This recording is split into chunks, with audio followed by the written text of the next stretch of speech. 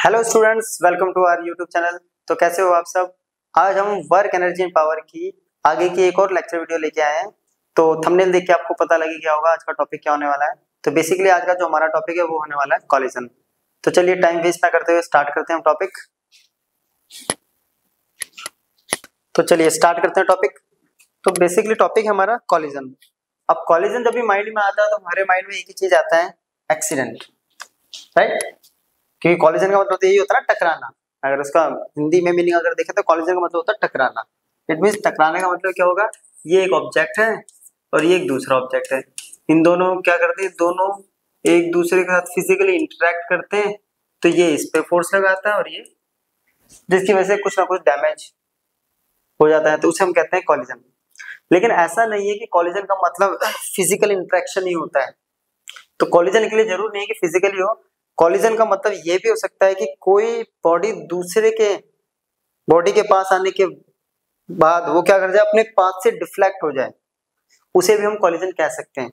Like जैसे कि एक एग्जांपल लेता हूं मैं, ये रहा एक मैग्नेट है ये, और ये दूसरी मैग्नेट है। अब जैसे ही ये इसके पास आती है तो ये यहाँ से आके ये क्या करती है, इसको रिपल्सिव फोर्स लगाती है, जिसकी वजह से डिफ्लेक्ट होता है। तो इस फिनोमिना को भी हम कह सकते हैं कॉलिजन, राइट। तो कॉलिजन क्या होता है, इंटरेक्शन बिटवीन टू और more bodies for a short time interval. बाकी कॉलिजन के लिए आपको कंचे वाला एग्जांपल ले सकते हैं हम लोग, या कैरम बोर्ड की जो हमारी कॉइन्स होती हैं उसका एग्जांपल दे सकते हैं, राइट। तो अभी जैसे कि मैंने बताया कि फिजिकली जरूरी नहीं कि अफेक्ट हो, किसी एक का पार्ट भी अगर क्या कर रहा है, अफेक्ट कर रहा है दूसरे की वजह से, तो वो भी कॉलिजन ही कहलाता है। कॉलिजन के लिए एक्चुअल फिजिकल कांटेक्ट की जरूरत नहीं होती, ये कोई जरूरी नहीं है। एग्जांपल के लिए मैंने यहाँ पे मैग्नेट लिया, तो हम लोगों ने रदरफोर्ड का अगर मॉडल अगर याद हो तो क्लास 9th में पढ़ा था रदरफोर्ड का। यहाँ पे एक रेडियो एक्टिव एलिमेंट हमने रखा था जिसमें से अल्फा पार्टिकल्स निकल रहे थे। वो अल्फा पार्टिकल जाके यहाँ पे एक गोल्ड फॉइल ली थी हमने, जिसमें से कुछ तो क्रॉस करके थे, लेकिन कुछ जो थे रिबाउंड भी कर रहे थे 180 डिग्री पे। तो वो क्यों हो रहे थे, तो उसमें अपना एक पार्टिकल क्या था, एक अपने पाथ से डिफ्लेक्ट हुआ था। अगर पार्ट डिफ्लेक्ट हुआ तो इट मींस वहां पे वो कॉलिजन हुआ है। तो ये होता है हमारा कॉलिजन, राइट। तो एक बार जरा इसको नोट कर लीजिए। अब कॉलिजन को क्या करते हैं, हम डिवाइड करते हैं डिफरेंट डिफरेंट टाइप्स में। तो इसके 4 टाइप्स होते हैं। इस 4 टाइप्स की हम प्रॉपर्टीज, उनके कुछ बेसिकली छोटे मोटे से एग्जांपल्स हम करेंगे, राइट। तो अभी हम करेंगे इसमें बेसिकली हम इंट्रोडक्शन कर रहे हैं यहाँ पे कॉलिजन का। देन हम फिर आगे कॉलिजन के जो भी हम टाइप्स पढ़ेंगे उनके डेरिवेशंस या फॉर्मूला ड्राइव करेंगे। तो फर्स्ट जो टाइप है वो है हमारा इलास्टिक कॉलिजन। इलास्टिक कॉलिजन नाम है इलास्टिक कॉलिजन। इस कॉलिजन में क्या होता है, काइनेटिक एनर्जी का ये एक ऐसा कॉलिजन होगा जिसमें दो बॉडी टकराई यानी इंटरेक्ट करी, और इंटरेक्शन के टाइम पे उन दोनों में क्या हुआ, काइनेटिक एनर्जी का बिल्कुल लॉस नहीं होता। उस कॉलिजन को हम कहते हैं इलास्टिक कॉलिजन। तो क्या ये पॉसिबल है? यस, ये पॉसिबल होता है। ये सब एटॉमिक पार्टिकल्स के अंदर होता है। अगर एटम के अंदर जो कॉलिजन होता है इसके अंदर काइनेटिक एनर्जी का लॉस नहीं होता। या एक बेसिक सा एग्जांपल समझने के लिए मैंने तो एग्जांपल लिया कॉलिजन बिटवीन 2 ग्लास बॉल्स। अब ग्लास बॉल तो आपको मिलेंगी नहीं, तो बेसिकली आप 2 कंचे लेना, उन कंचों को फर्श पे ऐसे रखना बिल्कुल सेम, और ऐसे करके पुश करना जब तक वो टकरा जाए, ट्राई करना।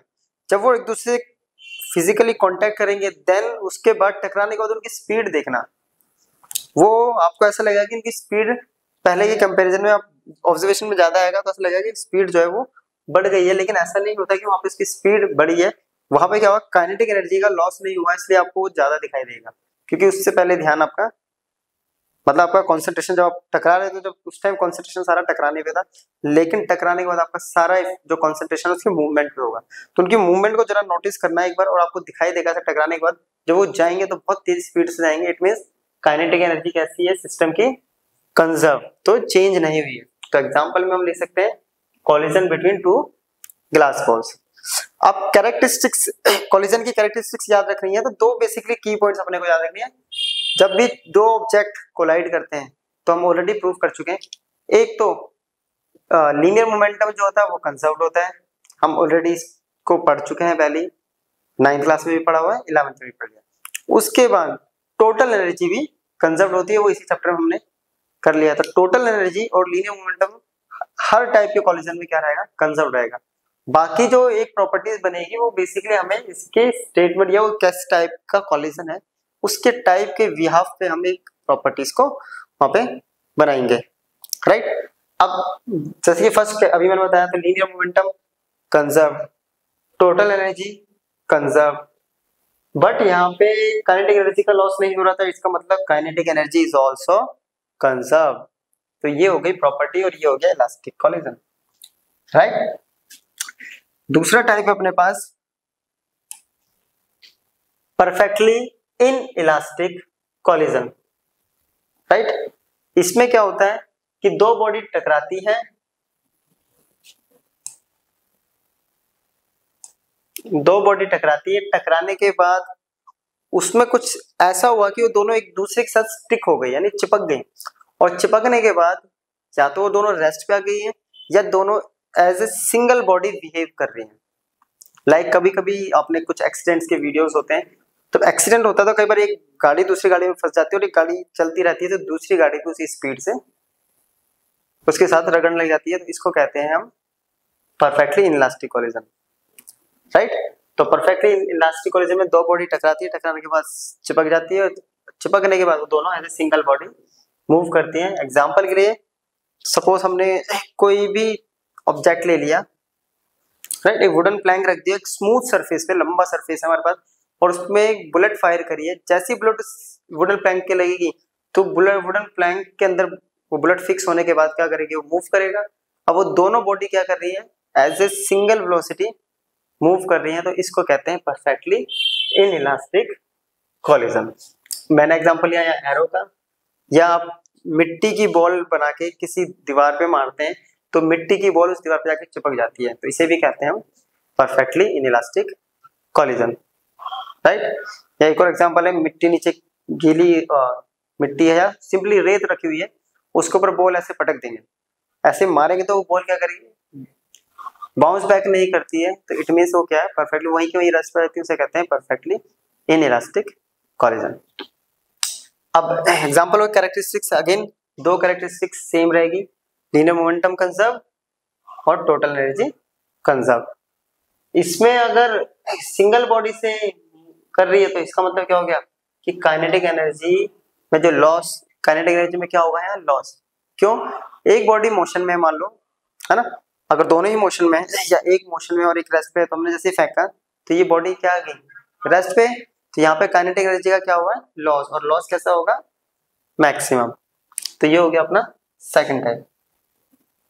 तो नेक्स्ट टाइप है अपना इनइलास्टिक कॉलिजन। बेसिकली हमें पहले इनइलास्टिक पढ़ना चाहिए था, फिर परफेक्टली इनइलास्टिक, लेकिन अरेंज करने वाला जब अरेंज किया हमने तो ये गलती से परफेक्टली इनइलास्टिक पहले हो गया और इनइलास्टिक बाद। चलो कोई बात नहीं। तो इनइलास्टिक कॉलिजन क्या होता है, एक ऐसा कॉलिजन जिसके अंदर काइनेटिक एनर्जी में लॉस होता है। अब वो लॉस कैसा भी हो सकता है, राइट, वहां लॉस होता है मैक्सिमम, यहाँ पे लॉस होता है कुछ भी लॉस, ठीक है, मैक्सिमम से कम, तो उसे हम कहते हैं परफेक्टली, सॉरी उसे कहते हैं इनइलास्टिक कॉलिजन। अब इनइलास्टिक कॉलिजन का एग्जांपल है, सिंपल सा एक बॉल लो, उसको ऐसे ड्रॉप कर दो। अब जो बॉल होगी फर्स्ट टाइम अपने इस हाइट से करा तो मैक्सिमम इतनी या इतनी हाइट वो अचीव करेगी, उसके बाद अगले केस में इससे थोड़ी कम हाइट, फिर धीरे धीरे धीरे धीरे धीरे करते हुए हाइट एक टाइम के बाद वो स्टेशनरी पोजीशन पे आती है।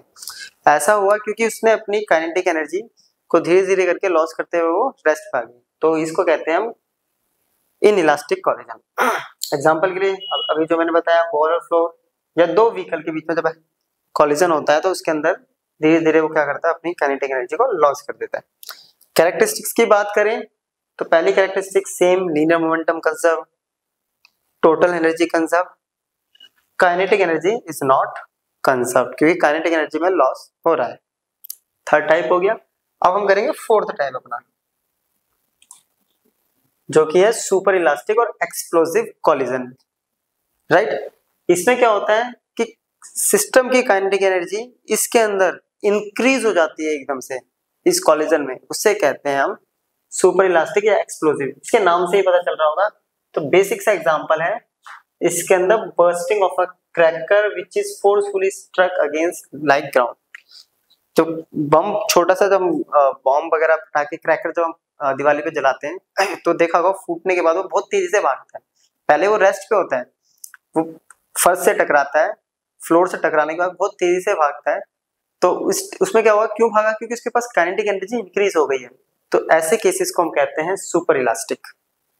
क्लियर, क्या कहते हैं इनको, सुपर इलास्टिक। तो इसके लिए एक बेसिक सा देखना हो तो एक बॉम्ब आता है जिसको हम बुलेट बॉम्ब भी बोलते हैं। बेसिकली टैली में बुलेट बोला जाता है, मिनी बुलेट बॉम्ब आते हैं, छोटे कलरफुल होते हैं वो, ऐसे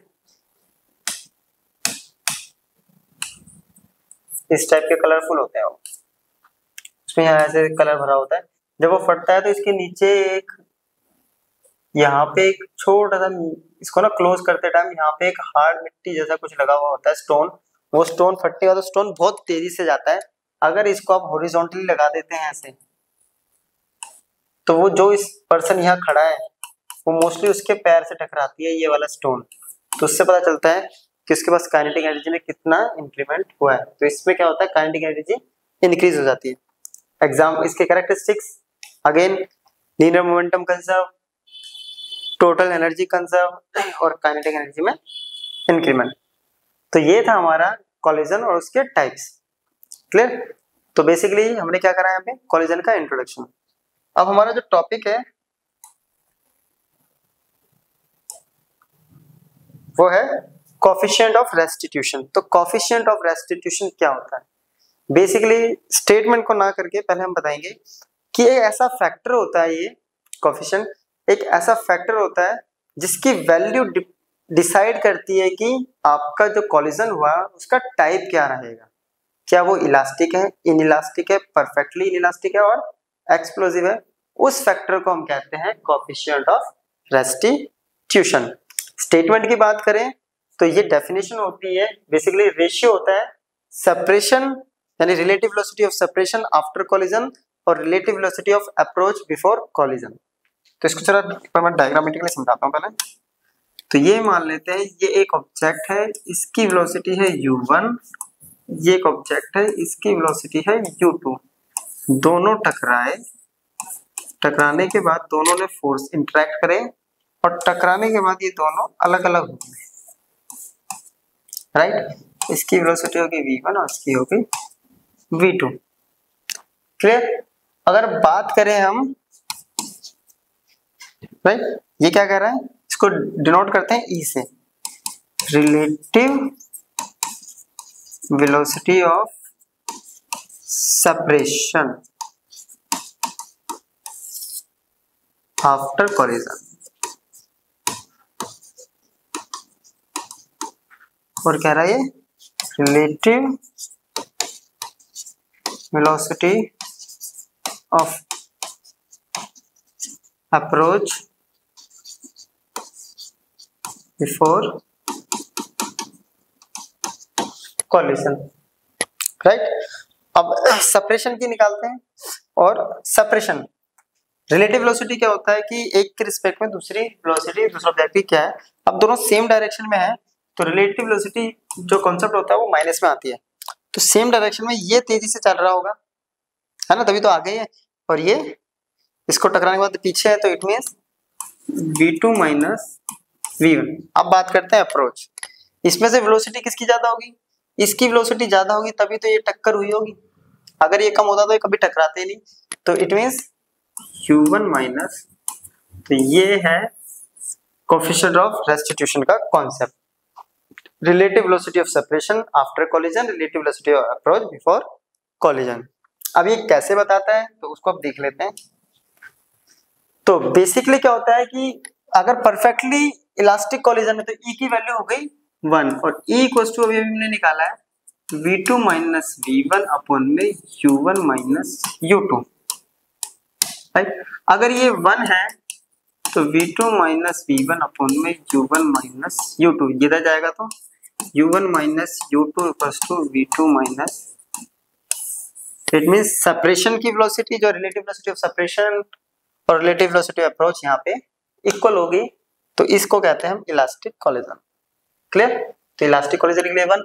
अगर बात करें इन इलास्टिक कोलिजन तो लेस देन 1 होना चाहिए और ग्रेटर देन, अगर लेस देन 1 होगा सिंपल सी बात है, यही फॉर्मूला ले लेते हैं v2 माइनस v1 अपॉन में।